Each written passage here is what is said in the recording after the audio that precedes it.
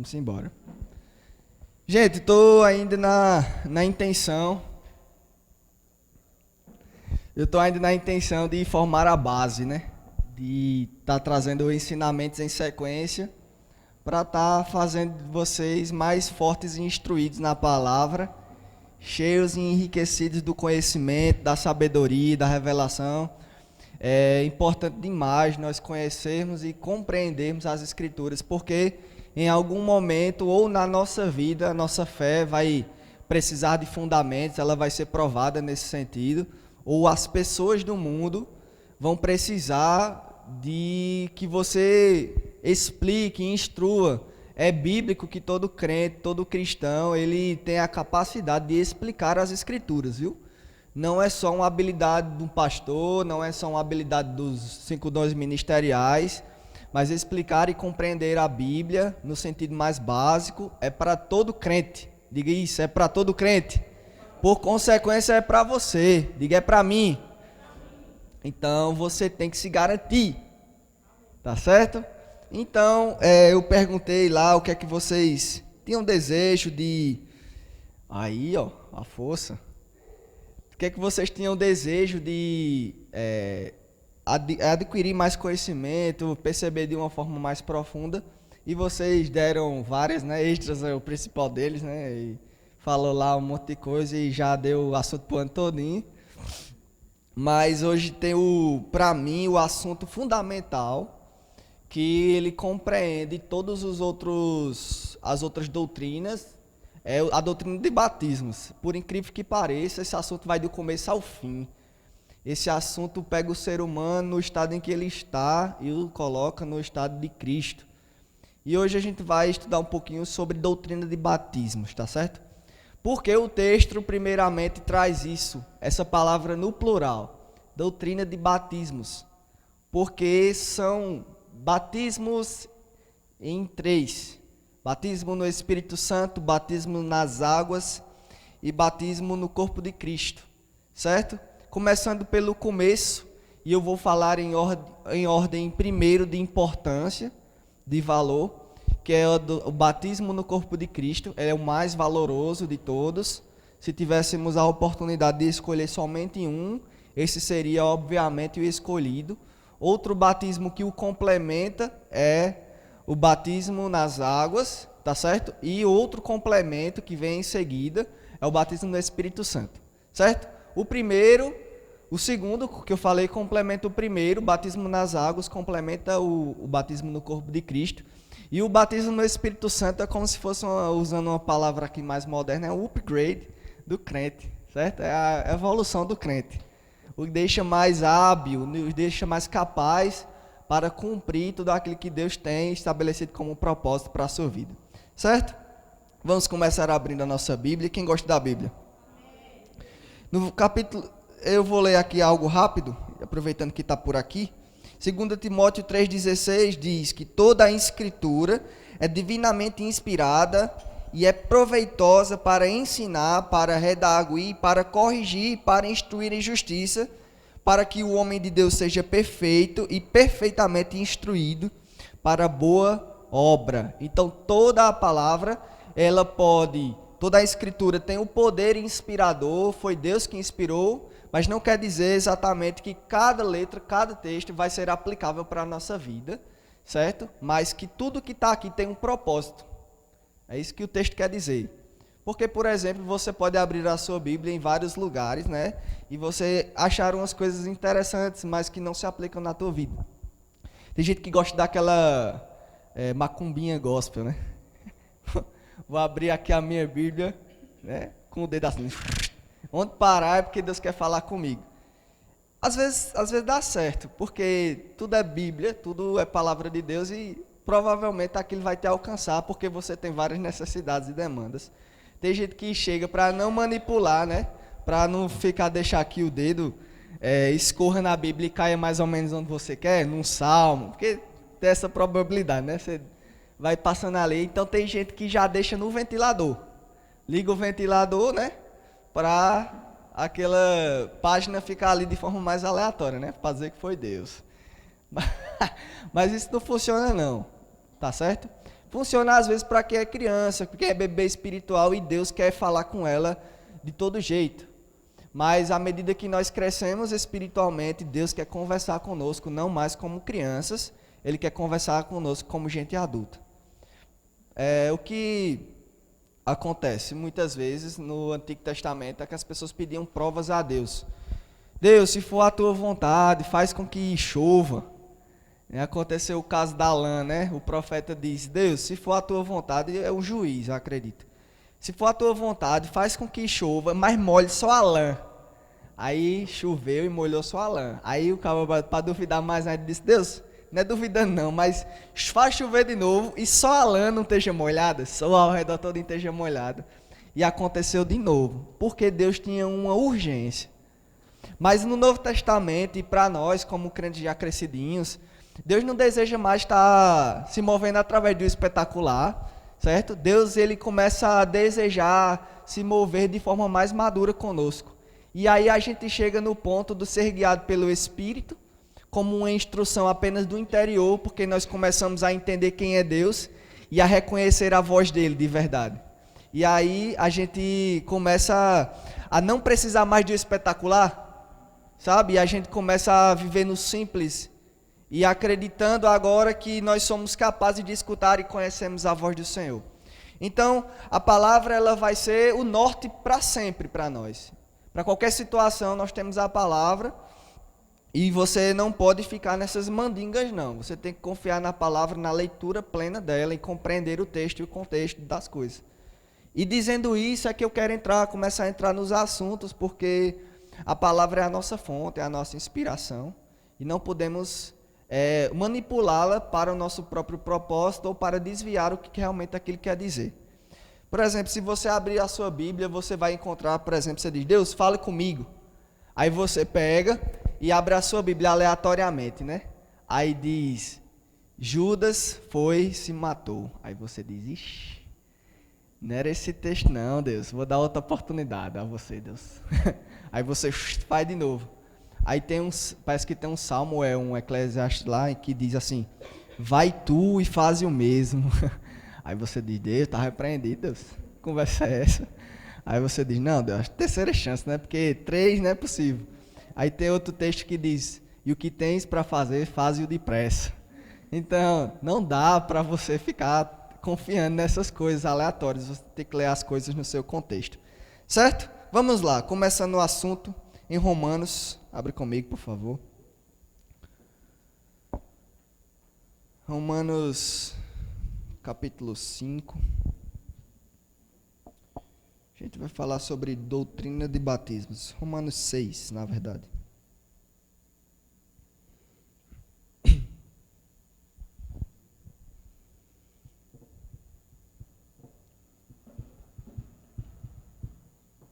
Vamos ler do versículo 1. Todo mundo abriu?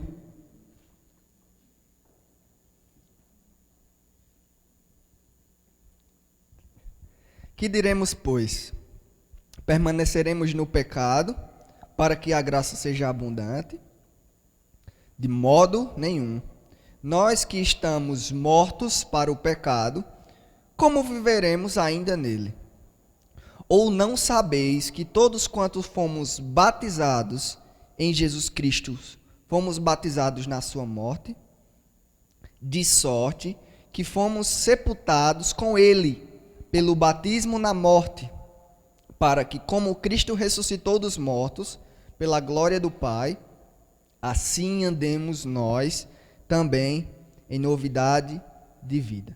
Certo? Esse texto fala sobre o batismo na morte, ou batismo no corpo de Cristo, ou conhecido também mais amplamente como salvação. Certo? O processo de salvação é em primeira vez chamado de batismo na morte. Porque Jesus falou que é necessário que aqueles que o seguissem precisavam primeiro carregar a sua cruz, negar a si mesmo, ou até mesmo perder a sua própria vida. Jesus também chega a dizer que é impossível que a semente nasça e se torne uma árvore ou uma planta sem que antes ela morra. Então, a nossa vida em primazia é necessária que haja uma mortificação daquilo que éramos para assumir de fato quem somos. Porque só é necessário assumir esse novo estilo de vida no momento em que nós abdicamos daquilo que tudo que somos. É como se fosse necessário um reset. Porque, primeiramente, nós fomos criados à imagem e semelhança de Deus, detentores dos poderes da era vindoura, éramos completos, perfeitos em Adão, que era associado à pessoa de Deus, tinha comunhão com Deus, mas o pecado, que o texto fala aqui, que é o conflito das nossas vidas, tá certo? É o conflito da nossa existência, é dizer não ao pecado. Mas Adão pecou e, por consequência, ficamos derrubados, caídos, e só Cristo que nos devolve esse lugar. Mas, primeiro, é necessário que nós tenhamos a nossa vida não por preciosa, porque se nós permanecermos a viver da forma como bem entendemos, o nosso final é trágico. Porque o profeta diz em Isaías, né? Ele diz, maiores e melhores são os pensamentos de Deus. Porque assim é como a chuva vem do alto e desce para baixo. Assim é como a neve que vem do alto para baixo. Porque os pensamentos e os planos de Deus são melhores do que os nossos. Então, quando decidimos viver de acordo com Adão, o que aconteceu? Adão, gente, ele decidiu viver de acordo com seus próprios pensamentos. Ele decidiu não ouvir a voz do Senhor que dizia, Adão, não coma do fruto, não desobedeça. E Adão decidiu ouvir a voz do pecado e da desobediência, e ele decidiu viver de acordo com seus próprios interesses. A mesma tentação que vinha para Adão e para Eva no jardim é a mesma que vem para nós nos dias de hoje. É dizendo, ei, você não precisa escutar o que Deus tem para dizer ao seu respeito. Você pode viver de acordo com os seus próprios pensamentos. Porque você é alguém individual, você é alguém único, e você pode, assim, tomar as suas próprias decisões, tomar as rédeas da sua vida, e é tranquilo, não, ninguém vai falar nada contra você, Deus não pode falar nada contra você, até porque foi Deus que te criou assim, Ele que deu essas vontades para você. Será que foi Deus mesmo que colocou esses desejos no nosso coração? Porque o homem caiu e o homem se desviou. Agora toda a decisão do homem está agora manipulada pelo pecado. Manipulada, ou seja, ele não consegue mais ter a lucidez suficiente para tomar as decisões de acordo com a vontade de Deus, quando ele vive de acordo com os seus próprios pensamentos. O que acontece no batismo de Cristo é você chega em Cristo e diz, Senhor, sabe de uma coisa, eu decido agora viver pelo que você fez, eu decido viver pela sua obra, e eu não quero mais as minhas obras, eu quero as suas. Até porque, quando nós estávamos falando um pouquinho do assunto de juízo no sábado passado, eu falei para vocês que no juízo nós vamos ser cobrados pelas nossas ações, quem decidir viver de acordo com as suas próprias ações. Em Cristo nós temos a salvação garantida, porque Deus vai ter os dois diante dele, você e Cristo. E quando a justiça pedir a sua cabeça e dizer, ele cometeu esse pecado, e a Bíblia grita para você, a justiça falando alto diz, Deus, não há um justo sequer. A justiça diz, todos pecaram e estão destituídos da glória de Deus. E diz que Deus está à terra a procurar alguém que o adore de verdade, sabe? E não tem como, porque a justiça está dizendo, eu vi aquela ação que ele cometeu. Eu vi quando ele falhou, Deus. Porque o que é o pecado? É ferir a santidade de Deus. Tudo que está em oposto àquilo que Deus é como santo, isso se torna uma afronta a Deus. Queira ser inimigo de qualquer pessoa, mas não queira ser inimigo de Deus. E nós, Romanos diz, Paulo dizendo aos romanos que todos éramos inimigos de Deus. Você era inimigo de Deus, ou seja, você não tinha chance. Agora, em contraproposta, a Bíblia também diz, se Deus é por nós, quem por acaso será contra nós? E quem é Deus que está por nós?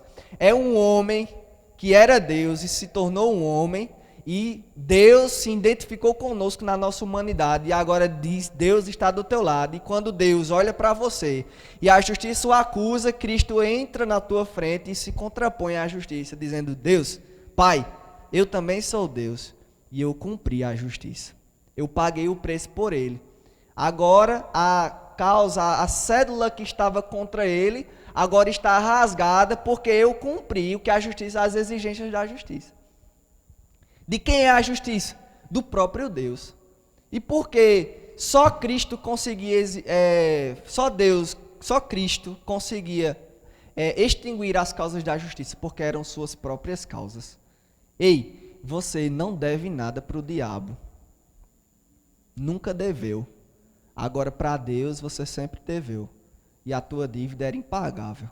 Por isso que Deus, vendo que era impossível que um homem pagasse a dívida, ele mesmo vem cumprir as coisas e se colocar no nosso lugar. E onde é que entra a questão do batismo?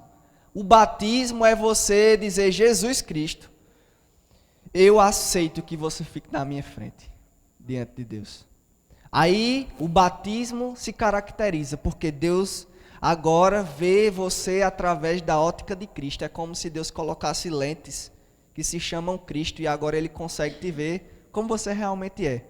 A abdicação e a morte que somos convidados não é para matar a tua individualidade ou o teu ser. É para, na verdade, revelar quem você é e nunca deveria deixar de ter sido.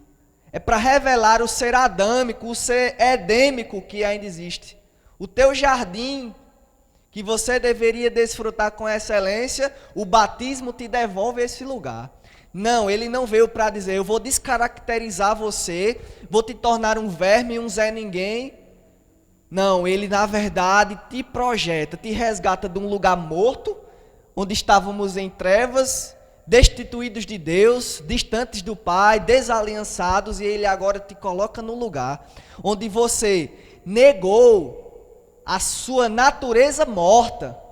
Você negou aquelas coisas que estavam despedaçadas em você. Você tirou as tralhas nessa morte para assumir agora aquilo que temos em Deus, a sua armadura, o seu caráter novamente. Então, o que acontece no batismo é o abandono da tua característica mundana, do teu eu mundano, do teu eu corrompido, para assumir um novo eu, santo, justo, irrepreensível diante de Deus.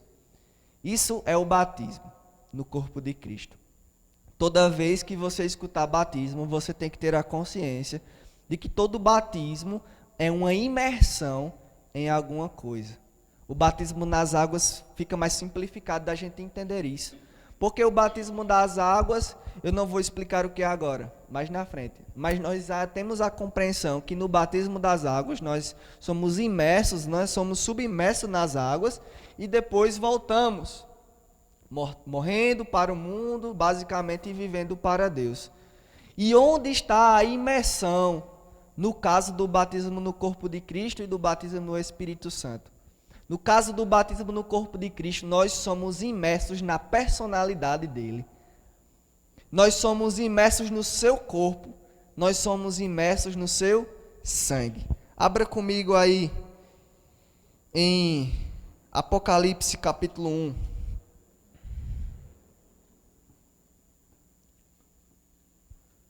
No versículo 5.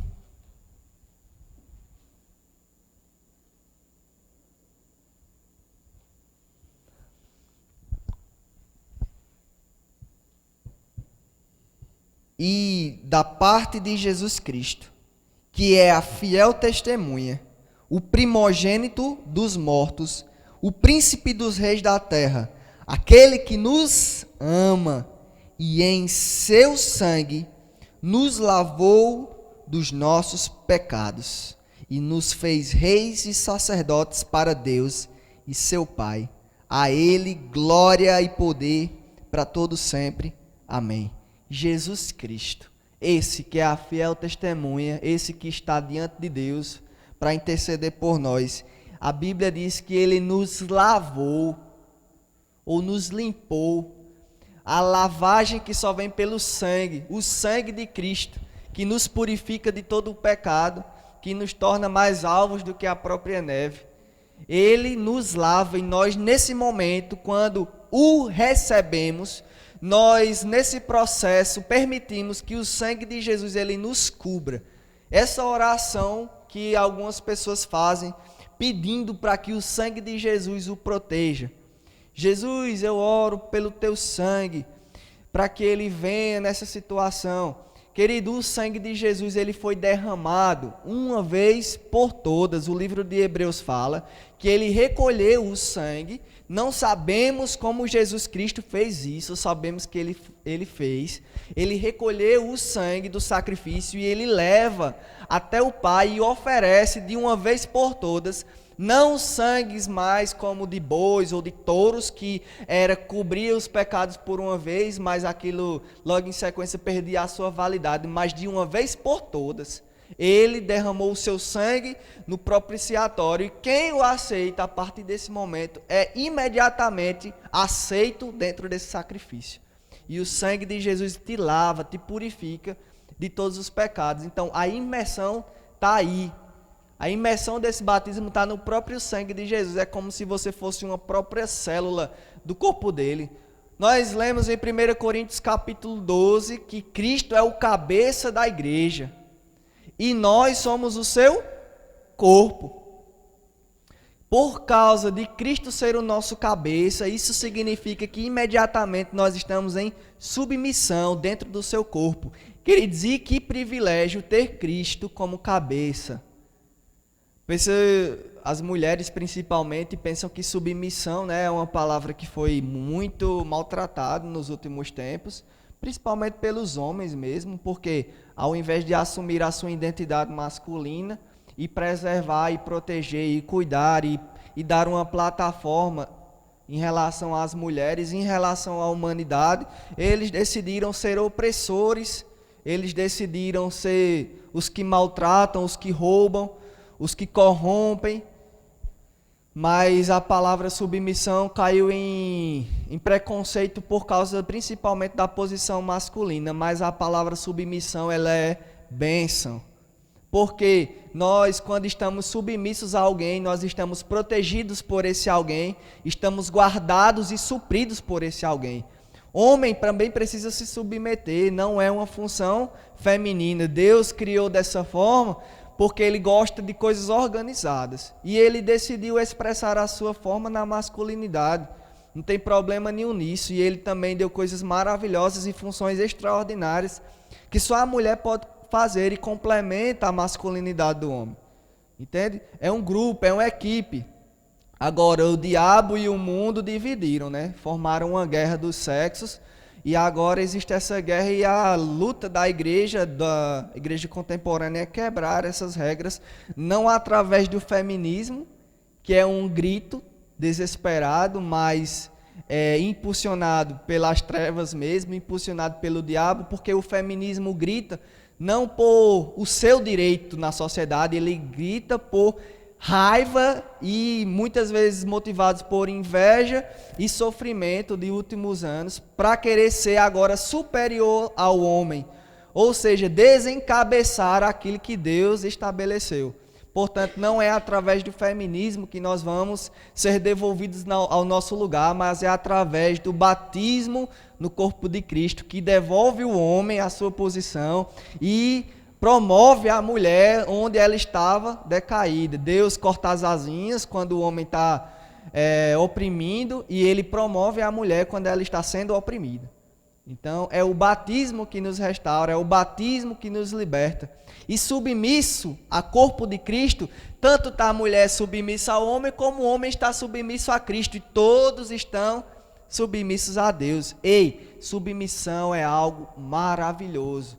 Não tome a submissão, não tome essa arquitetura familiar que Deus estabeleceu com base na família que você teve. Eu sei que talvez você possa ter uma família maravilhosa, mas não se compara ao projeto de Deus. Por melhor que tenha sido a sua família, por mais saudável que ela tenha sido, a ideia de Deus ainda é superior. Então não tome a ideia da sua mãe que teve em relação ao seu pai. Não olhe simplesmente para o que a sua avó sofreu nas mãos do seu avô, ou que muitas vezes já é desencadeado nos filhos, que um deles foi seu pai ou sua mãe e carregou todas aquelas opressões, aquele senhor que não tinha entendimento. Então não tome essas regras, não tome regras sociais como espirituais para você. Façam com que as regras espirituais se socializem na tua vida. E essas são regras que só vêm através da redenção. Abra comigo agora em Colossenses. Não, em 1 João, está mais perto, no capítulo 1.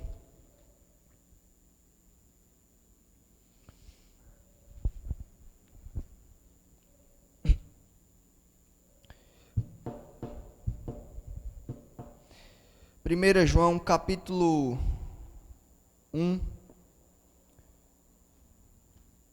versículo 7. Mas, se andarmos na luz, como Ele na luz está, temos comunhão uns com os outros, e o sangue de Jesus Cristo, seu Filho, nos purifica de todo o pecado. Esse é mais um texto para você anotar e para entender a função do sangue, a função do batismo. Agora, quero adiantar, vamos ler em 1 João capítulo 5. Esse texto é precioso demais e ele bate, ele corrige, ele ensina, ele revela, traz luz sobre muitas outras coisas. Eu vim descobrir um dia desse, enquanto estava ensinando essa matéria que eu amo de vida. Versículo 4. Porque todo que é nascido de Deus vence o mundo. Esta é a vitória que vence o mundo, a nossa fé. Quem é que vence o mundo, senão aquele que crê que Jesus Cristo é o Filho de Deus? Este é aquele que veio por água, repita, água, sangue, isto é, Jesus Cristo. Não só por água, mas por água e por sangue. E o Espírito é o que testifica, porque o Espírito é a verdade. Versículo 7. Porque três, diga três, são os que testificam no céu: o Pai, a Palavra e o Espírito. E esses três são um. Estes três são os que testificam na terra: o Espírito, a água, e estes três concordam num. Esse texto é lindo demais. Primeiro, é uma prova da Trindade para nós. Uma doutrina que é muito contestada, que Deus não é três, que Deus é só um, mas é três dividido. Então, a doutrina da Trindade diz que Deus é um só, mas que ele se manifesta de três formas, para a nossa própria compreensão, certo? Para melhorar para a gente, Deus decidiu essa didática para nos ensinar. E esse texto diz que no céu existem três que concordam: o Pai, a Palavra, que é o próprio Jesus Cristo, porque a carta de João, versículo 1, diz que o Verbo era Deus, o Verbo estava com Deus. Então, ele é a própria Palavra que se manifestou, o Logos de Deus por nós. O Pai, a Palavra e o Espírito, estes três são um. Diz que no céu há essa concordância. E Deus sempre decide se expressar dessa forma, concordando, porque Deus diz que nós somos feitos à sua imagem e à nossa semelhança. E aí Deus tem essa composição de três, e Ele também nos fez composto de três partes: corpo, alma e espírito. Olha, existe uma frasezinha muito famosa que diz que nós somos o espírito, nós temos uma alma e nós habitamos num... Muito famosa essa frase, mas que eu discordo. Não plenamente, mas discordo porque traz outras conjecturas que não precisamos. Nós não somos só um espírito, nem somos só uma alma, ou muito menos somos só um corpo. Nós somos um espírito, mas também somos uma alma e também somos um corpo. Deus decidiu nos criar dessa forma. Ele, antes mesmo de pôr o Espírito no homem, ele decidiu criar um corpo de barro. Depois de criar um corpo de barro, diz que Deus soprou nas narinas do homem o seu Espírito. Em momento nenhum fala sobre a alma sendo inserida, porque é tão difícil separar alma e Espírito, que Deus, num sopro só, depositou as duas coisas no homem. Aquilo era o ruach de Deus, uma palavra em hebraico que não dá nem para ser traduzida, porque era como se fosse uma ruach, era uma expressão, um sopro de Deus. Então essa palavra nem tradução tem direito. E é a mesma palavra que Jesus usou quando disse para os discípulos depois da sua ressurreição: recebam o Espírito Santo. E Jesus diz: recebam o ruach. Entende? Então, o que está acontecendo é que existe um erro para nos focalizar em apenas uma das partes. Qual é o erro? É você se dedicar só em ler Bíblia, só em estudar, só em orar, e isso é poderoso demais, isso é o que sustenta as nossas vidas, mas nós precisamos também dar atenção às outras partes, porque tem muita gente sendo derrubada, não é porque falta oração, não. Não é porque falta leitura de Bíblia, não. É porque tem sua mente, suas emoções todas bagunçadas. É porque decidiu nunca tratar uma coisa que aconteceu na infância, decidiu abafar uns acontecimentos, decidiu nunca falar para ninguém. E tem pessoas caindo não porque não são espirituais, mas porque não dão a atenção suficiente à sua alma, não lê bons livros. Entende? E o corpo também precisa ser preservado. A Bíblia diz que sejam o seu corpo, alma e espírito preservados até a volta do Senhor. Não diz que é só o espírito, não. Não diz que é só a alma, não. Não diz que é só o corpo, não. É os três. Então nós somos um ser composto de 3 partes. E essas 3 partes, elas recebem a sua modificação. No batismo do corpo de Cristo, no nosso físico, não acontece nada, moço. Se você é careca e decidiu aceitar Jesus, se converter, ser batizado no corpo de Cristo, no outro dia você não vai ter cabelo, não. Provavelmente não. Ou se você é baixinho e no outro dia vai amanhecer mais alto, mais forte, não tem muita alteração, não. Mas mesmo assim, faz algo por você, porque o Salmo diz, né, que até o sorriso aformoseia o rosto. Então, até mais bonito você fica, porque o reino de Deus é composto de justiça, paz e alegria. Então, quando a alegria se manifesta na sua vida, você fica mais bonito. É verdade. Dê um sorriso aí para você ver. Olha aí para a pessoa que está do teu lado. Olha como ela fica mais bonita com um sorriso. É verdade. Então, temos aqui no versículo 8. Estes 3 são os que testificam na terra: o Espírito, a água e o sangue. Esses 3 concordam em um só. Eu acho interessante que aqui está contido as 3 doutrinas de batismo em um só versículo: batismo no Espírito, batismo nas águas e batismo no sangue de Jesus Cristo. Né? E aí às vezes a gente entra numa confusão, porque em 1 Coríntios, capítulo 12, Paulo vai dizer que há uma só fé, um só amor e um só batismo, né? E muita gente vai atacar e dizer: não é 3 não, moço, é só um, porque a Bíblia diz que só há um batismo. E de fato eles estão certos, nós estamos certos, está todo mundo certo e discutindo por besteira. Sabe por quê? É um batismo só, mas é 3 batismos em um, porque os 3 concordam em um só. O batismo se torna ideal e completo quando os 3 batismos são efetuados. Deus não te chamou para ficar em beira. Deus não te chamou para ficar ao redor. Deus não te chamou para ficar em círculos. Deus te chamou para ficar no centro da vontade dele. E o centro da vontade de Deus é batismo no corpo, no espírito e nas águas. É um só batismo. É uma só fé. Mas esse batismo ele é dividido em 3 etapas. Assim como Deus é só um, e ele é dividido em 3 partes, é igual. Assim como nós somos um ser único e individual, mas também somos divididos em 3 partes. É assim que Deus decidiu ser, e nós precisamos entender isso. Enquanto o Pai, a Palavra e o Espírito são responsáveis no céu, os 3 batismos são responsáveis na terra, para conectar o céu à terra. A sua função na vida é trazer o reino de Deus para a terra. A oração de Jesus era: Pai, seja feita a tua vontade aqui na terra, como é feita no céu. Então, o desejo e a vontade do crente deve ser manifestar o céu na terra. Eu já acho que eu já falei isso, mas a terra é um lugar neutro. Ou nós experimentamos manifestação do céu na terra, ou experimentamos manifestação do inferno na terra. Então, nossa vontade tem que ser trazer o céu, manifestar o céu.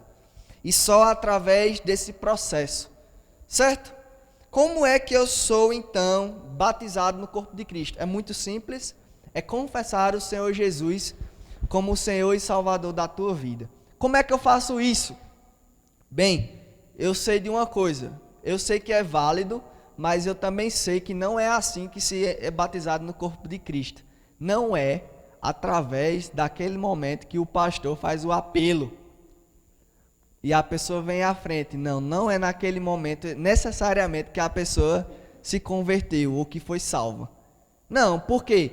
Romanos capítulo 10, versículo 9, vai dizer que é necessário todo aquele que crê no seu coração e confessar com a sua boca, esse será salvo, ou seja, será batizado no corpo de Cristo. Você precisa primeiramente crer no seu coração e em segundo lugar confessar com a sua boca de que Jesus é o Senhor. Certo? Para que serve então esse apelo? Esse apelo foi algo criado nos séculos passados, não tem nada a ver com o começo da igreja. Pode olhar na sua Bíblia, você não vai achar apelo nenhum. Você não vai dizer, vai ver Pedro fazendo um apelo, venham à frente todos que querem se converter, nem Paulo. Pelo contrário, são as pessoas que chegam para eles e dizem, ei, santo, homem de Deus, o que é que eu faço para ser salvo? E aí eles explicam, você precisa falar com a sua boca, você precisa crer no Senhor. O que é que aconteceu com Paulo e Silas na prisão? As cadeias se quebraram, o carcereiro ficou desesperado porque a própria vida dele estava em risco. E aí Paulo e Silas ficou lá, não saiu não. E aí o homem ia se matar, ele dizia, rapaz, não tira a própria vida não. E o homem vem, se prostra de joelhos perante eles e pergunta, o que é que eu devo fazer para ser salvo? Então, a atitude, a iniciativa não vem pelo lado do cristão. O cristão demonstra Cristo, as pessoas desejam Cristo. A iniciativa vem do lado de lá.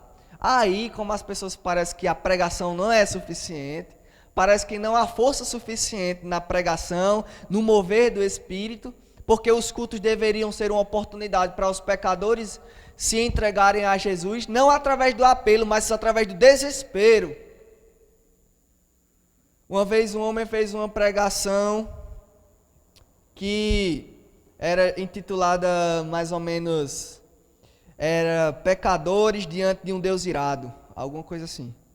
E ele pregando, as pessoas ficaram tão desesperadas com a mensagem do Evangelho, sentindo a necessidade de ser salvas, que elas estavam se agarrando nas colunas da igreja, com medo que o chão se abrisse debaixo dos seus pés e elas fossem lançadas no inferno.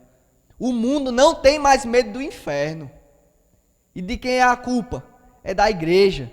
Não porque não fala de inferno, mas porque a igreja não tem demonstrado santidade o suficiente para ser um contraste para o mundo. É misturado demais. Não no comportamento, no sentido de não se misturar e fazer amizade e essas coisas, etc. Mas porque não há luz o suficiente. Entende? Vamos lá. Onde é que eu estava? Sim. Então, como é o processo, então, do batismo? Ele acontece na hora que o meu coração, ele se converte ao Senhor puramente. E eu busco, e eu desejo. Talvez até você não tenha se convertido naquele primeiro dia. Mas foi talvez outro dia que você estava lendo a Bíblia, ou estava orando e você chorou. Ou você assim sentiu uma forte inclinação, um forte amor no seu coração e disse, Deus, Jesus, eu te amo. Talvez tenha sido uns dias depois, sabe? Para que serve a confissão, então? A confissão não é aquilo. Aquilo é uma boa forma de ajudar, né? Dar uma força, assim. Mas para que serve a confissão, então? A confissão de que Jesus é o seu Senhor não é uma atitude única, ela é uma confissão constante. Sabe como é que vai ser? Você está lá no seu trabalho, aí vem o seu patrão e diz, ó, vamos fazer esse negócio aqui? Vai receber 10 caixas, mas tu só registra 9, porque essa caixa a gente vai Então o destino para ela, se preocupe não que a gente deixa um negócio com você. Aí você diz assim, Jesus é o Senhor da minha vida. Aí você diz, posso não. Aí o cara vai dizer, por quê? Aí você vai dizer, porque Jesus é o Senhor da minha vida. Dá não. Ele não permite que eu faça isso. Confissão. Jesus é o meu Senhor. Senhor é aquele que manda. Então o teu patrão não tem mais poder do que a palavra de Jesus ao teu respeito. Então em todas as ocasiões, diariamente, que vão se levantar para você dizer não a Cristo e sim para o pecado, você vai dizer sim para Cristo e não para o pecado. Entende? Então a confissão ela é uma coisa constante, diária, ela é o que sustenta aquilo que está no teu coração. É a expressão do teu coração. A boca fala do que o coração está cheio, moço. Só dá para falar Cristo quando o coração está cheio de Cristo. Então é impossível que uma palavra saia solta da minha boca e preencha meu coração. É o contrário, é meu coração que está cheio, então eu exalo, eu transmito isso. Minhas mãos agem de acordo com o meu coração, meus olhos agem de acordo com o meu coração. Eu só ouço aquilo que está cheio do meu coração.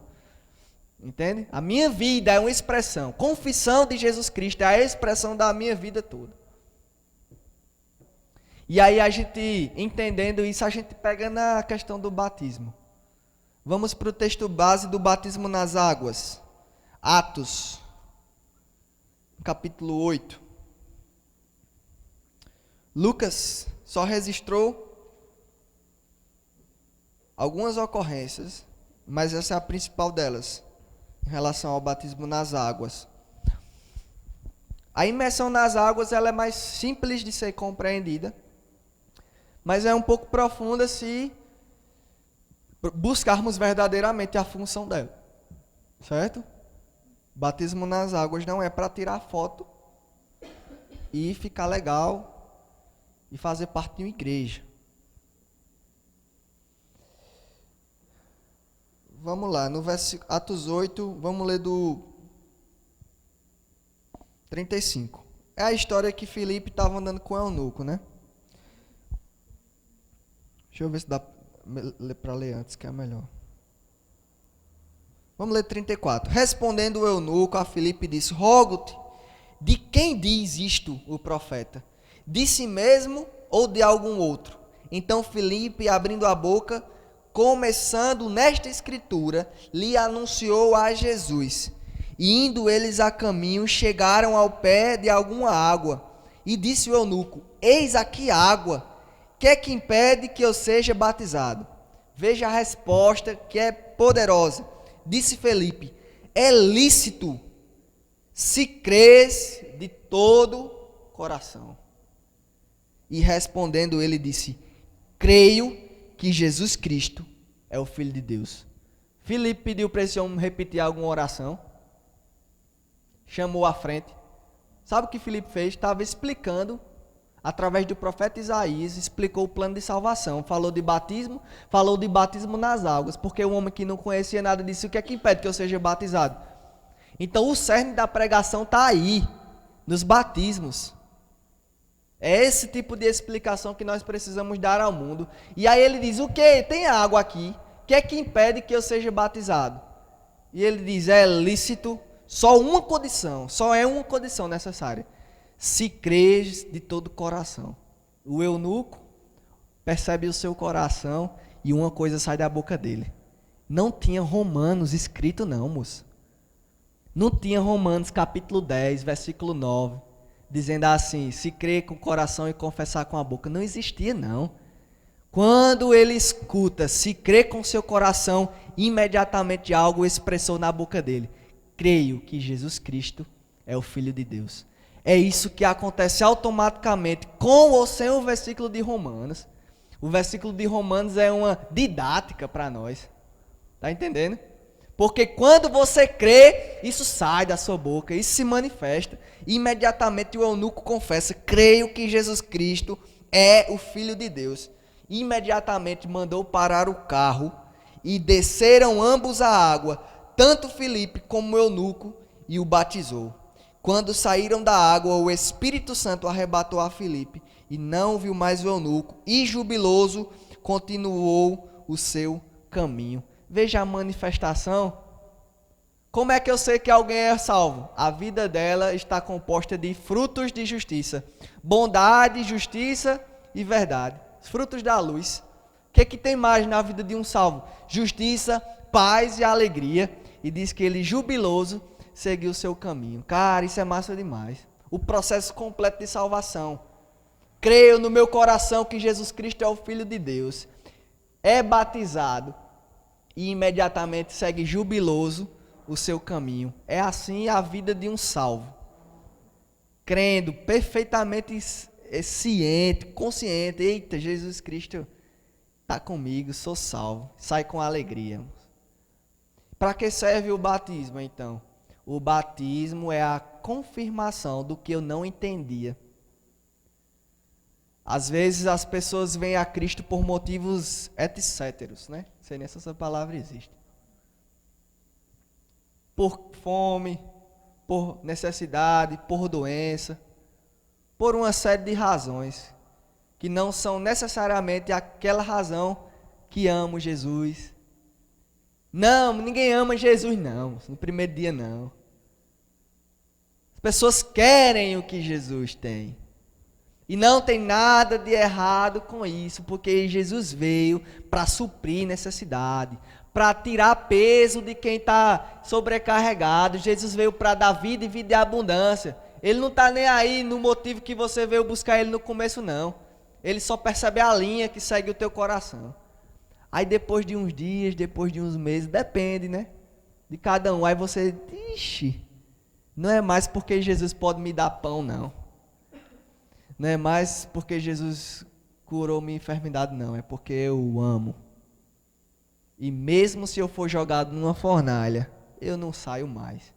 Eu não nego mais. Mesmo se eu não for mais curado, mesmo se eu não receber mais uma ajuda financeira de Deus, eu o amo. E você está pronto para o batismo nas águas.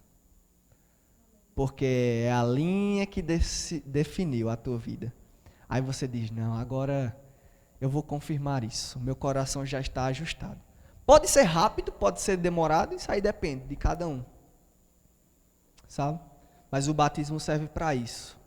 Para bater o prego e virar a ponta. Dizer, fechou a nota. Está completo o processo de salvação. Mas se Jesus voltar antes de eu me batizar nas águas, tem problema? Dá nada não. Sabe por quê? A não ser que você tenha várias oportunidades para tal e nunca se atentou para isso. Mas, por exemplo, o ladrão que estava ao lado de Jesus Cristo, Jesus prometeu que ele entraria no paraíso com ele. Não deu tempo dele descer lá e tomar um banho de banheira, não. Já estava no finzinho. Mas o coração dele estava pronto. Você pode até já ser batizado nas águas, no teu coração, porque o batismo já começou faz tempo. Entendeu? Mas o tornar público é lindo demais, porque é a confissão pública de que eu amo Jesus. E é aí para quem quiser ver. Entendeu? Então, você já está batizado no teu coração e você manifesta isso fisicamente. Porque é massa demais, é o céu, a terra e o inferno. Todo mundo está olhando e você dizendo, eu morro para mim e eu vivo para Deus. E quem é que pode ser batizado nas águas? Qualquer um, desde que crê de todo o coração. É simples. Precisa ser um pastor para me batizar? Não. Precisa ser alguém que tenha 5 anos já de igreja? Não. Por quê? Filipe não era pastor? Filipe nem foi reconhecido aqui ainda como 5 dons ministeriais. Depois foi que ele veio ser reconhecido como um evangelista. Mas no momento ele era um simples pregador, né? Indo por aí. E apareceu a oportunidade de batismo. Então todo crente está apto a batizar outro crente. Entende? Desde que aquele outro crê de todo coração. Simples assim. Quanto tempo é necessário eu estudar? Ou o que é necessário fazer? Olha, tem de tudo. Tem igreja que diz que você precisa ser casado. Tem igreja que diz que você precisa passar por 1 ano de discipulado. Tem várias coisas. Mas só uma condição é necessária. Se crer de todo coração já foi batizado no corpo de Cristo e agora você já pode ser batizado nas águas. Agora que são bons processos, eu não duvido, sabe? Por exemplo, como é que você vai chegar a uma compreensão que o eunuco teve uma aula de Bíblia, né? Teve uma aula muito boa de Bíblia. É como depois de um ensinamento como esse. Não estou me comparando a Filipe, porque o cabo era bom. Entendeu? Eu estou usando a Bíblia, eu estou usando tudo que eles fizeram. Filipe partiu do nada para explicar, entendeu?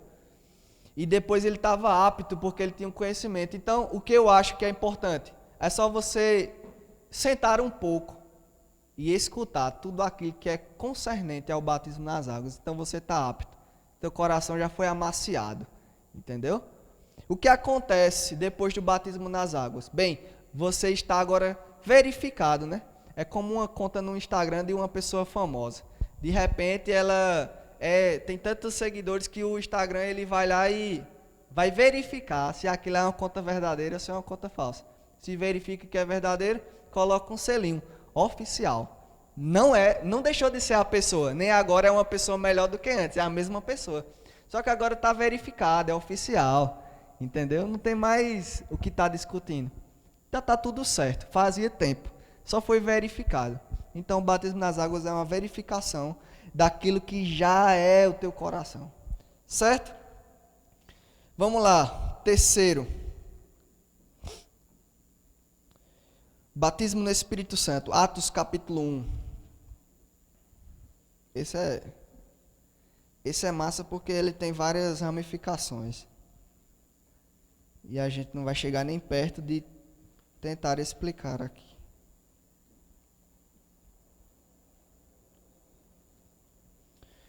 Então, gente, quais são os pré-requisitos para sermos batizados no Espírito Santo?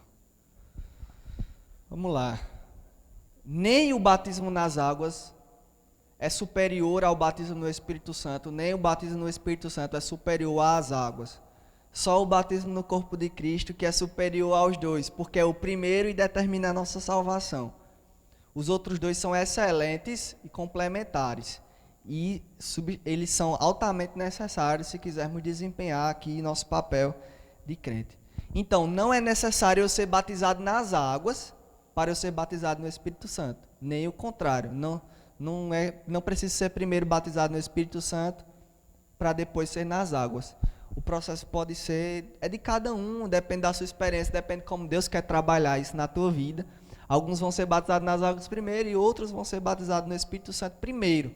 E isso não diminui ninguém, não aumenta ninguém, é como Deus quer trabalhar e de acordo com as oportunidades que cada um tem, certo?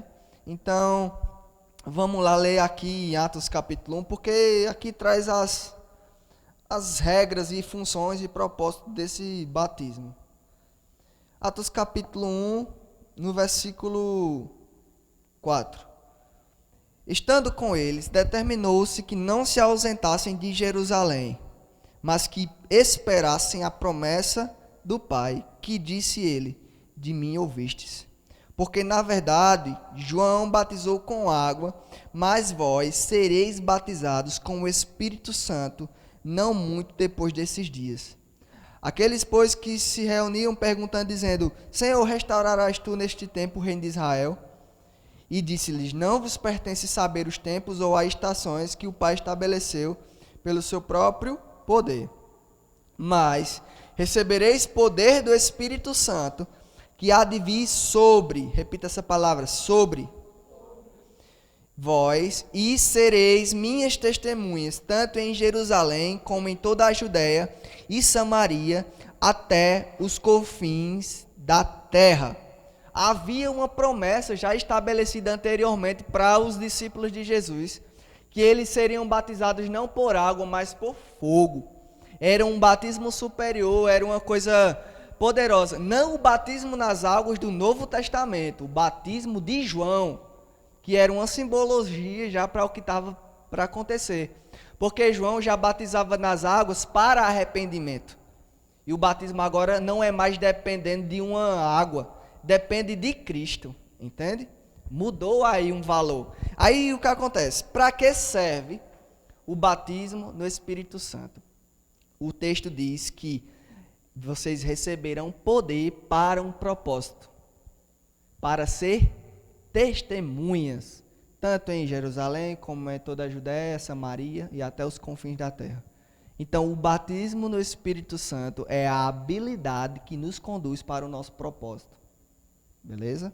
O batismo no Espírito Santo é a habilidade que nos conduz para o nosso propósito. O propósito de todo crente é ir e pregar o evangelho a toda criatura. Aí, dentro desse propósito, desse projeto de Deus, cada um tem uma especificação, certo? Aí é onde nós, cada um, buscamos a nossa função. Mas tudo que nós fazemos, se é um dinheiro que nós damos, se é uma obra que nós patrocinamos, se pregamos, se oramos, se curamos, se expulsamos demônios, aí tudo isso converge por ir em todo mundo e pregar o evangelho a toda criatura. E só dá para fazer isso com excelência, com autoridade, com poder, se o Espírito Santo já tiver a posse das nossas vidas. Porque eu mandei vocês repetir a palavra sobre. Porque todos os batismos têm uma imersão, não é verdade? E no batismo do Espírito Santo nós somos revestidos dele, revestidos de poder do Espírito Santo. Porque a Bíblia diz que quando vocês receberem o batismo, vocês receberão poder do Espírito Santo para fazer algo. E é pregar. O que é ser uma testemunha, gente? Testemunha, a melhor definição que eu já encontrei até hoje, é dar provas incontestáveis de que algo é verdade. Beleza? Tipo assim, você foi chamado para uma audiência, você foi testemunha ocular de um acidente, sei lá. O cara estava descendo numa bicicleta ou alguém empurrou outra pessoa, enfim. Aí você vai estar lá diante do juiz e o juiz vai perguntar, o que você viu? Aí você vai começar a descrever, né? Não, eu vi o rapaz descendo na bicicleta e de repente o homem abriu a porta do carro sem olhar. Aí eu acho que o homem estava errado. Aí o juiz vai dizer, pode parar. Eu não perguntei o que você acha. Eu perguntei o que você viu. Entende? Há uma diferença razoável entre o que nós achamos e o que nós vemos. Então nós não fomos chamados, gente, para dar a nossa opinião pessoal. Nós fomos chamados para dar o que a palavra tem. O mundo não precisa de você necessariamente daquilo que as suas habilidades, tal e tal. O mundo precisa do Cristo que habita em você. Tu entende isso? Tuas habilidades, teus talentos, teus dons são propriamente dados por Cristo para esse propósito. Então o mundo não precisa de Doug, porque ele é muito bonito ou e tal, ou é soldado. Não. O mundo precisa do que habita nele, do poder que habita nele. Entende? Isso não nos diminui, isso nos promove. Entende?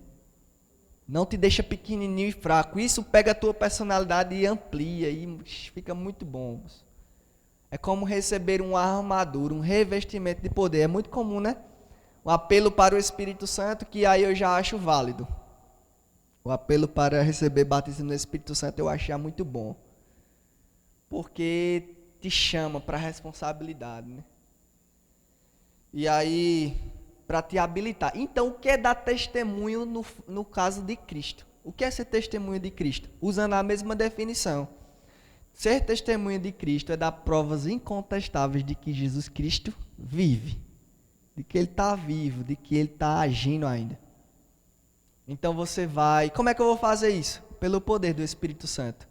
Porque foi o próprio poder do Espírito Santo que ressuscitou Jesus dentre os mortos, que arrancou. A maior manifestação do poder de Deus não foi criar a humanidade, foi arrancar Jesus dentre os mortos. E o mesmo poder que arrancou Jesus dentre os mortos é o poder que veio habitar em mim e em você, através da pessoa do Espírito Santo. Revestimento de poder pelo Espírito Santo, revestidos por água simbologicamente no batismo nas águas e revestidos pelo sangue, pelo corpo de Cristo no batismo.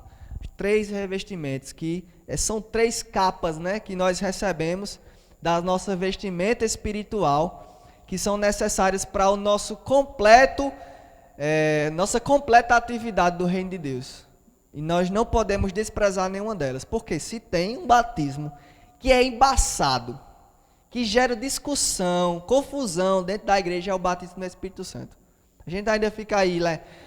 Batismo no corpo de Cristo, não, beleza, a gente sabe como é, todo mundo concorda. Aí quando vem para as águas já começa um monte de confusão. Aí quando vem para o batismo no Espírito Santo, ixi, aí é moído. Uns creem em línguas, outros não. Outros querem o poder do Espírito Santo, outros não. Mas uma coisa é certa, independente do que cada um pensa, do que cada igreja pensa, o batismo no Espírito Santo é necessário, porque Jesus diz, ninguém sai, ninguém faz nada, até que do alto vocês recebam poder. E a igreja se reuniu, mais de 500 membros, e oravam, e jejuavam, e estavam todos juntos, até que do alto receberam poder. Capítulo 2, descido do Espírito Santo. Versículo 1. Cumprindo-se o dia de Pentecostes, estavam todos reunidos no mesmo lugar. E de repente veio do céu um som, como de um vento veemente e impetuoso, e encheu toda a casa em que estavam assentados. É legal, né? Que encheu, né? Foram submersos, né? Porque está cheio, foram submersos. Encheu toda a casa, e foram vistas por eles línguas repartidas, como que de fogo, as quais pousaram sobre a sua cabeça. Tá ligado? Estava sobre eles a língua e o poder. E todos foram cheios do Espírito Santo, e começaram a falar em outras línguas, conforme o Espírito Santo lhes concedia que falassem. Certo? Aqui está a concretização da promessa. Quais são as características? Estavam unidos, depois de estavam unidos e orando com esse propósito, receberam de repente, não teve nenhum processo que fizeram, se você fizer A, B, C e D, aí você vai conseguir, porque tem gente que promete, se você fizer um jejum de não sei quantos dias, vai dar certo. Se você, sei lá, mas ficar orando todo dia de manhã, às 5 horas da manhã, você vai ser batizado no Espírito Santo. Não, aí tem gente que diz só se estiver orando de joelho, no milho. Não, tem gente que diz que tem que ficar falando aleluia bem rápido. Aleluia, aleluia, aleluia, aleluia, aleluia. Começa a falar em línguas bem rápido. Não tem mandinga, não tem protocolo. A única coisa que precisamos fazer é seguir a instrução. Esperar, permanecer e orar. Buscar isso, entende? E aí temos aqui a primeira ocorrência, que foi o próprio Espírito Santo que desce como um vento impetuoso, com um som poderoso e batiza. Línguas de fogo vêm sobre a sua cabeça. Diz que todos, unanimemente, começaram a falar em outras línguas, certo? E aí vem a questão das línguas, beleza? Para que servem as línguas? Temos 9 dons do Espírito e talvez esse seja a sequência do nosso conteúdo, tá certo? A gente falar sobre esses 9 dons do Espírito Santo, para que servem, cada um no seu detalhe. Tem umas coisas muito legais aí que a gente despreza. Mas existe um em particular que é muito legal, que é a variedade de línguas. Aí é que dá uma chave, porque todo mundo treta, né? Não, eu fui batizado no Espírito Santo, mas eu não falo em línguas. Outro diz, não, eu fui batizado, eu só sou batizado porque eu falo em línguas. E aí fica dividido geral. Eu acredito, particularmente, que o batismo no Espírito Santo é evidenciado pelas línguas, certo? Porque nós encontramos aqui que 100% das pessoas que estavam naquele lugar foram batizadas no Espírito Santo e começaram a falar em novas línguas. Depois nós temos um texto de Cornélio, que ele era gentil, nem era judeu, nem tinha aliança com Deus nem nada. Apareceu um anjo dizendo que ia trazer uma pessoa para pregar. E vai, o anjo chama Pedro. Quando Pedro está lá explicando, diz que Pedro estava explicando as escrituras, explicando o Antigo Testamento. É porque não sei o quê, é porque tinha um profeta que profetizou isso a respeito de Jesus, não sei o quê. Aí o que acontece? A galera diz, os dons são dados pelo Espírito no momento que ele quer, para o fim que ele quer, num momento específico. Não há capacidade de você controlar. Por exemplo, se todos os dons são iguais, não é verdade? Todos os dons são iguais, os 9, assim na sua essência, dados pelo Espírito Santo com um propósito para um fim proveitoso. Usa quando ele quer, é o Espírito Santo que faz. Se é o Espírito Santo que faz, a argumentação é essa. Se é o Espírito Santo que faz, por que tu que tem o dom de curar? Tu não vai entrar no hospital e simplesmente sai botando a mão na cabeça de todo mundo e procura todo mundo. Se o dom de orar do Espírito é voluntário, se você faz quando quer, então o dom de curar devia ser a mesma coisa. A operação de maravilha também devia ser quando você quer. E aí isso dá um nó, né, na mente de quem crê do outro lado, que não, você pode orar quando quiser e tal. Mas a questão aqui, a chave é a seguinte. Veja bem como parece simples, mas não. Na hora de descrever o dom de línguas aqui, não é o simples dom de falar em línguas. Aqui diz variedade de línguas. Porque o próprio dom de variedade de línguas está distribuído em várias ramificações. Nós, se voltarmos para Atos capítulo 2, você vai ver naquele momento que tinha gente de todo mundo, não é verdade? E eles começaram a falar em línguas e cada um ouvia na própria língua materna. Então, existem 3 coisas dentro do mesmo dom de variedade de línguas. Que é você falar em línguas e alguém entender na sua língua materna. Ou você falar, ou você interpretar as línguas que alguém fala na sua própria língua. Certo? Vamos ver se você entendeu. Eu estou falando aqui e de repente eu poderia começar a orar em línguas.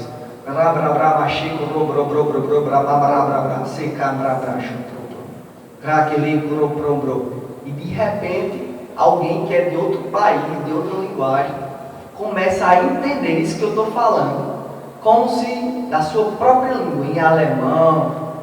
E em Atos nós temos essa primeira evidência, certo? Eles estavam orando em línguas e as pessoas entendiam na sua própria língua. Não se isola Atos, nós temos vários relatos. Se você não ouviu nenhum relato, é porque você não leu ainda o suficiente para encontrar essas pérolas. Mas nós temos, por exemplo, ministros vários, não estou falando de um só, coisa documentada, sem problema nenhum. Eles estavam na televisão ou em um culto grande, e eles começam a pregar ou orar em línguas por direção do Espírito, e de repente pessoas entendiam aquela linguagem espiritual na sua própria língua materna. Eu sei de um caso de uma pessoa que estava no culto orando no Espírito, e de repente uma senhora que era de um lugar da Alemanha, eu acho, de uma vila alemã com um dialeto bem especial, bem específico. E quando ele começou a orar em línguas, ela entendia perfeitamente no seu dialeto daquela vila, daquele vilarejo lá. E incrível, porque isso foi o motivo dela acreditar que Jesus era real. Porque isso foi uma prova incontestável de que Jesus é real. Em outras situações, alguém muito comum, lembrei, o pessoal chega para ministrar para índios, para tribos, coisas assim que o dialeto ninguém nem sabe direito, e de repente o tradutor está com dificuldade de traduzir o que está falando para a língua de lá, e já vi muito ministro falar em línguas e todas as pessoas entenderem o que ele está falando. Então existe uma variedade de línguas, compreender, falar em outro idioma. Teve um caso de uma igreja nos Estados Unidos que um casal estava orando em línguas e entrou um casal brasileiro na igreja. E quando ele estava orando em línguas, aqueles brasileiros entenderam em português a oração dele. Entende? Então há uma variedade. Agora, quando nós falamos de oração em línguas para edificação pessoal, aí a coisa muda. Porque nesse caso, nós temos a disponibilidade de orar o tempo que quisermos para a nossa edificação pessoal. Certo? Não é essas outras manifestações espetaculares. Como é que nós podemos ver isso? 1 Coríntios capítulo 14. O capítulo 14 é uma grande comparação entre profecia e orar em línguas. Certo? Versículo 1 diz: seguir o amor e procurar com zelo os dons espirituais, mas principalmente o de profetizar. Ei, existe um dom que deve ser procurado em primazia em relação a todos os outros dons: o dom de profetizar. A gente tem que começar a entender a palavra simplificada, certo? Aí no versículo 2: porque o que fala em língua estranha, veja que não é variedade de línguas, foi o mesmo autor, beleza? Que escreveu o mesmo texto. E ele usa terminologias completamente diferentes. O que fala em língua estranha não fala aos homens, senão a Deus, porque ninguém o entende. E em espírito fala mistérios. Veja bem, se ninguém entende, como é que o pessoal entendeu lá em Atos? Então o apóstolo estava falando sobre uma particularidade aqui. Ele não estava falando sobre o dom completo. Porque se é só Deus que entende, então ninguém tem condição de entender, coisa ruim. Versículo 3. Mas o que profetiza fala aos homens para edificação, exaltação e consolação. Versículo 4. O que fala língua estranha edifica-se a si mesmo. Quando o pessoal em Atos estava orando no Espírito, além de estar edificando a si mesmo, eles conseguiram edificar outras pessoas. Porque diz que as pessoas entendiam os mistérios de Deus na sua própria linguagem. Então ele estava edificando a todo mundo com aquela oração. Aí no versículo 5 está a chave para justificar, certo? Diz: e eu quero que todos vós faleis em línguas estranhas. Moço, como é que o apóstolo vai desejar, vai querer, vai pedir que todo mundo ore em línguas, se não é possível? Se é para tu e não é para mim? É muito contraditório. E aí ele diz: mas eu desejo muito mais que profetizeis, porque o que profetiza é maior do que o que fala em línguas estranhas, a não ser que também interprete, para que a igreja receba edificação. O que o apóstolo Paulo estava falando aqui é também contra a besteira de dizer que a oração em línguas é um negócio mais poderoso que existe na face da terra, porque não é. É uma ferramenta tremenda, talvez a melhor ferramenta na questão de constância, de edificação pessoal, mas ela não é a coisa mais importante que existe na face da terra. Porque eu desejo que todo mundo ore em línguas, mas primeiro que profetize. Desejo mais ainda que vocês profetizem. Por quê? Quando se profetiza, se proclama a palavra, diz que existem 3 funções para ela no versículo 3: edifica, exorta e consola. A profecia serve para essas 3 coisas. Então, quando você profetiza, você edifica as pessoas, ou exorta no erro que elas estão cometendo, ou você consola em uma situação que elas estão passando por um problema. Por isso que é muito melhor. E o apóstolo Paulo quer que haja edificação geral, que todo mundo participe. Porque, querendo ou não, a oração em línguas pessoal é como a própria terminologia, é para você mesmo.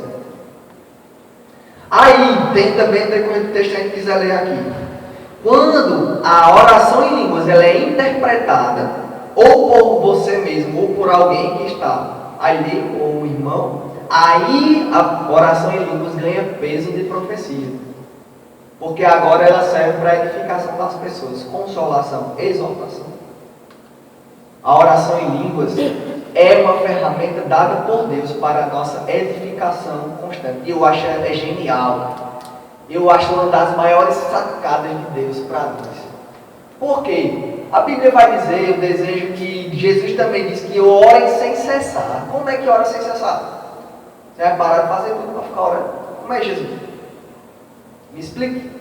Ou Paulo também diz: eu desejo que vocês orem o tempo todo, por todos os santos. Caramba! Como eu consigo fazer isso? E aí nós temos a resposta.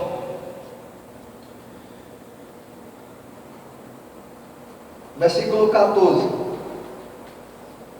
Versículo 13. Pelo que o que fala em língua estranha, ore para que possa interpretar. Primeiro, não é só para ficar para você não. Esse negócio tem que passar de uma coisa para outra. É importante que você deseje a interpretação. E no versículo 14. Porque se eu orar em língua estranha, o meu espírito ora bem, mas o meu entendimento fica sem fruto. O que farei, pois? Eu orarei no espírito, mas também orarei no meu entendimento. Cantarei com o espírito, mas também cantarei com o meu entendimento. Versículo 17. Porque realmente tu dás bem graças a Deus, mas o outro não é edificado. Dou graças ao meu Deus, porque falo mais línguas do que vós todos. Olha que coisa interessante. Paulo estava dizendo que tinha se orgulhado, né? Não orgulho no sentido de soberba, orgulhado no sentido de ter prazer nisso. de achar isso muito bom na vida dele. Ele disse que se orgulhava de falar em línguas mais do que todas as pessoas. Então existia um desejo pessoal de Paulo em falar em línguas. Mas ele se limita só a isso e diz, não, eu vou orar tanto em línguas como eu vou orar com o meu entendimento. O que é legal na oração em línguas é que em Romanos capítulo 8 vai falar também sobre o dom do Espírito e vai dizer o seguinte, que quando nós oramos no Espírito, nós estamos orando uma oração perfeita, porque nós não conhecemos as demandas que existem no céu, nós não conhecemos as coisas que acontecem ao nosso redor na sua plenitude, mas o Espírito de Deus que prescruta o coração de Deus, que sonda o coração de Deus, ele intercede por nós nas nossas fraquezas. Isso é massa demais. Quando eu não sei a causa, cara, eu quero muito orar, tenho um desejo de orar, mas eu não sei como ou porquê orar. Então a ferramenta mais poderosa que nós temos é a oração do Espírito Santo. O que acontece? Quando você está orando no Espírito, você não sabe porquê, você não sabe para quê, mas você precisa orar, você deseja orar, então você vai começar a orar no Espírito. Orar no Espírito.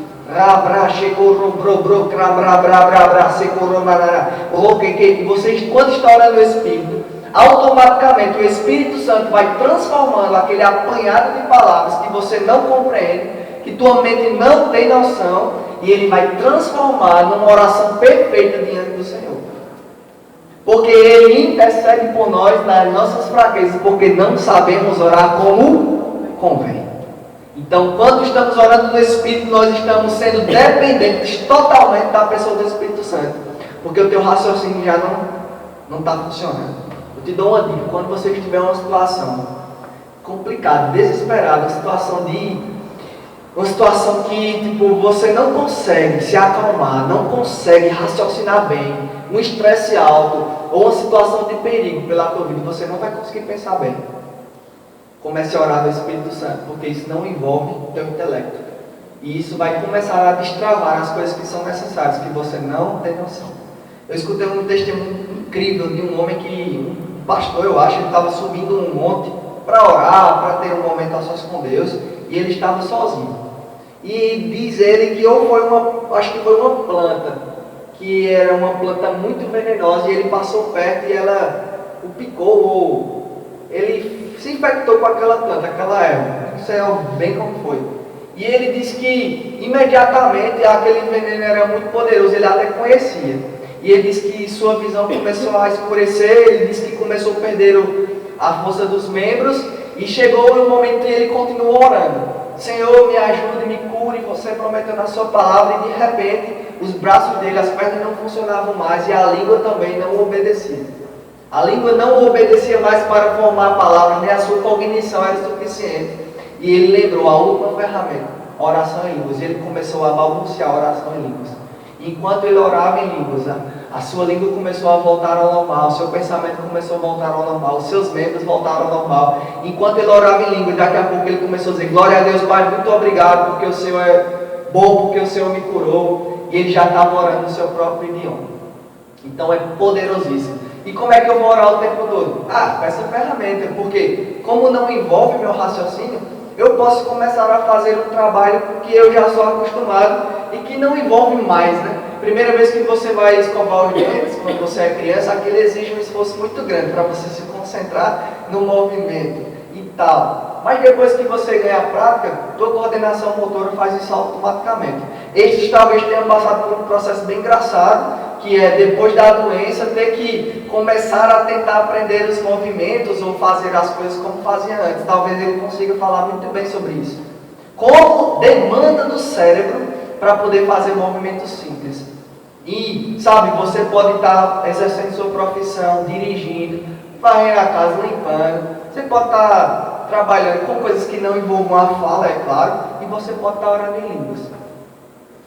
Não é necessário estar gritando, nem precisa ser necessariamente cochichando, mas você pode fazer isso tranquilamente o tempo todo e você vai sendo edificado, porque quando você está orando em línguas, você está dentro do Espírito Santo, ele depende de você e eu vou orar na sua linguagem.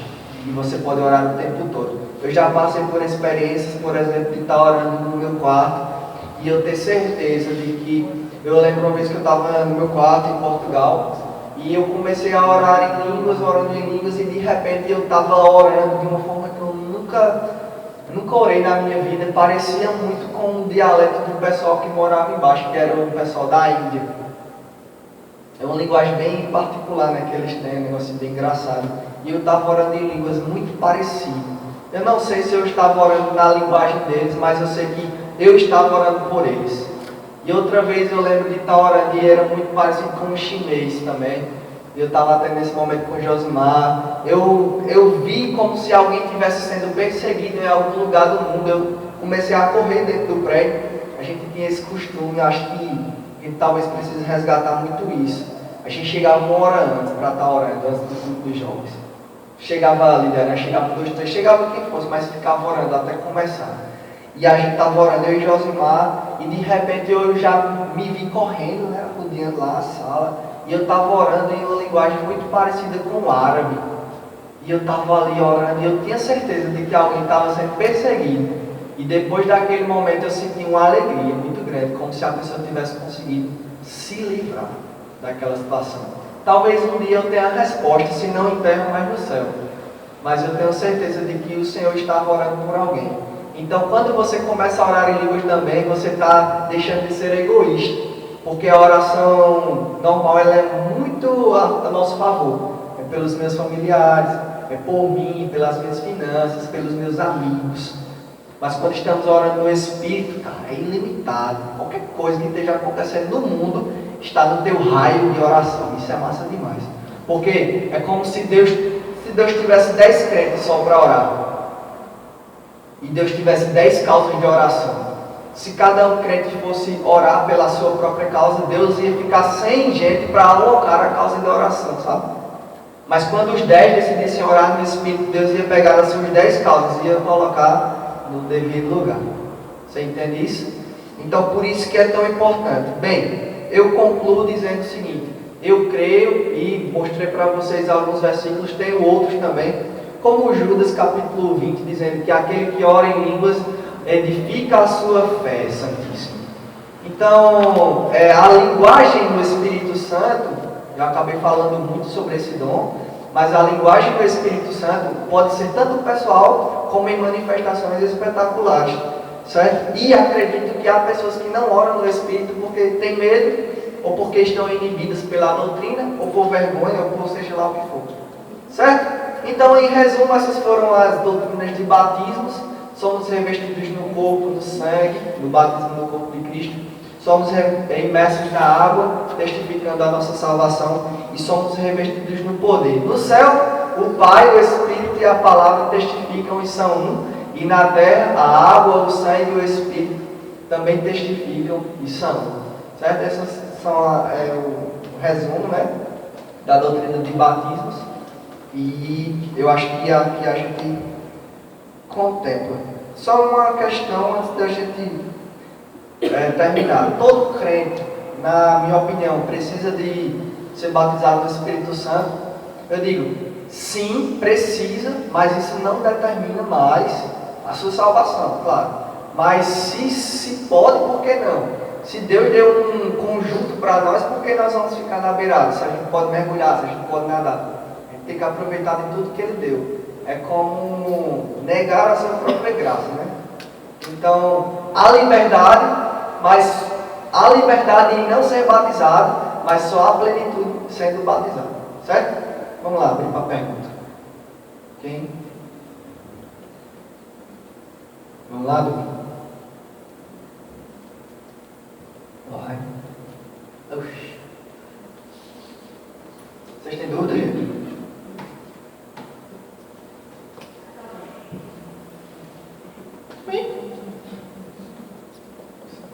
Não, calma aí. Eu estou pensando aqui na pergunta, porque assim, eu tenho amigas que nunca foram batizadas e às vezes fica pensando se é realmente necessário, se todas as pessoas realmente têm que ser batizadas com o Espírito Santo, se está relacionado à nossa busca, talvez.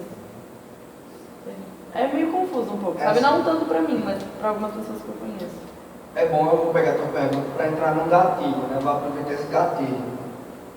Realmente, para quem está inserido em um meio que não se ensina desses termos, cara, é muito difícil romper algumas barreiras. Às vezes é necessária a própria intervenção espetacular do Espírito Santo. Muitas pessoas não conseguem ser batizadas há anos. E são pessoas honestas, são crentes maravilhosos, que vê do seu lado a irmã orando em língua depois de um momento especial, mas ela não consegue, é travada. Então eu não negligencio a carência dessas pessoas. Mas que, veja, para uma criança, vamos pensar nesse aspecto, para uma criança que vive com seus pais, que são bem financeiramente, qual é a dificuldade dessa criança crescer e acreditar que ela pode também prosperar, que ela pode ter isso, pode ter aquilo, que ela pode trabalhar? Não existe muita dificuldade porque não há barreiras. Agora vá dizer para uma criança que nasceu na periferia, que é pobre, que ela pode prosperar, que ela pode ser rica, que ela pode ter dinheiro. Cara, é muito difícil, porque ela vai olhar para a história. Não dá. Cresci minha vida toda, não deu, nunca deu.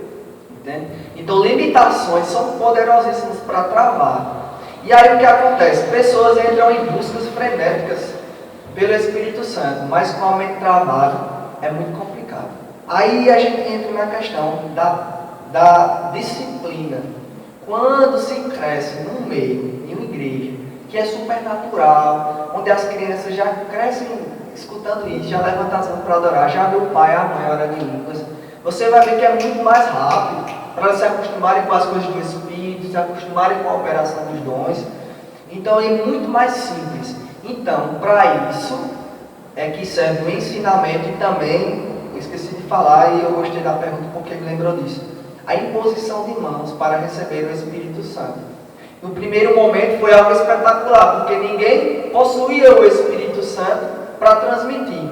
E aí a gente já entra na outra doutrina, que é a doutrina de imposição de mãos, que é poderosíssima e serve para transmitir cura, transmitir bênçãos de pais para filhos, transmitir alegria, paz, transmitir tudo que temos de Deus, sai através de nós e alcança outras pessoas.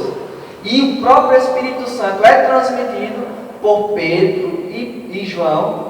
Quando eles descem para Samaria, eles ouviram que as pessoas receberam a Jesus Cristo. E olha o que acontece.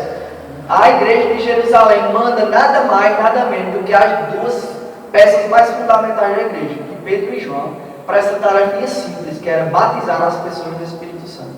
E diz que impondo-lhe as mãos, eles receberam o Espírito Santo. Por quê? Em Jerusalém tiveram uma manifestação espetacular, mas em Samaria eles não tinham todas as ferramentas, não tinham conversado com Jesus.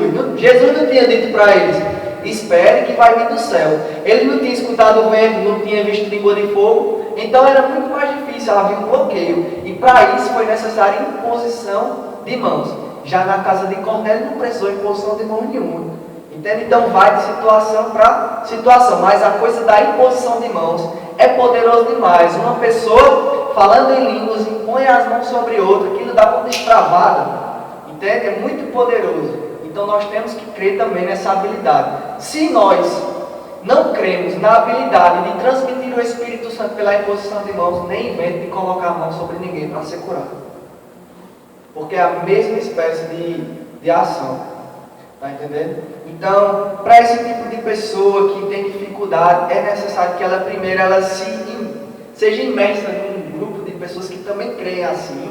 E ao tempo ela vai vendo que aquilo é sim natural, olha as pessoas fazendo. Olha, é espiritual, eu sinto paz quando as pessoas falam isso.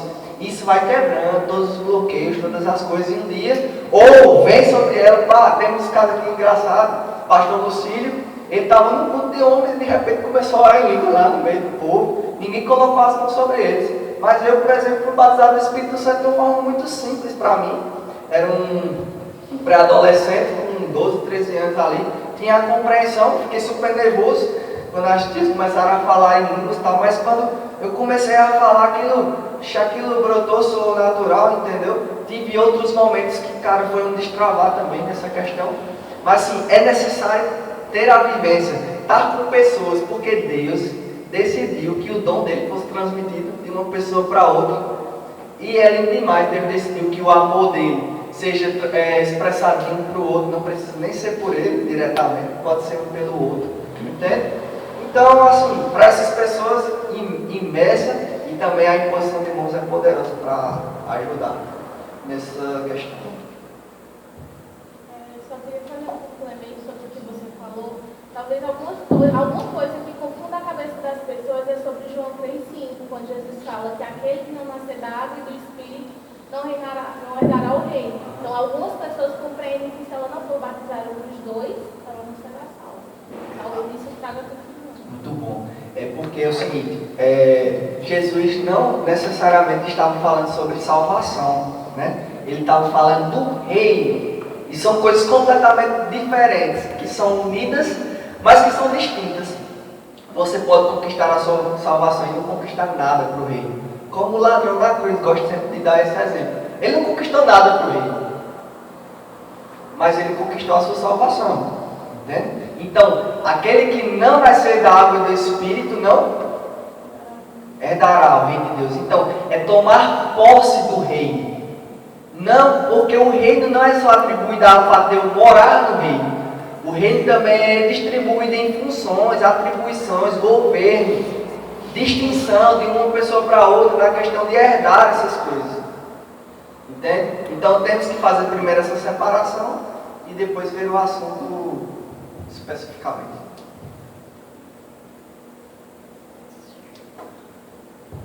Beleza? Pronto.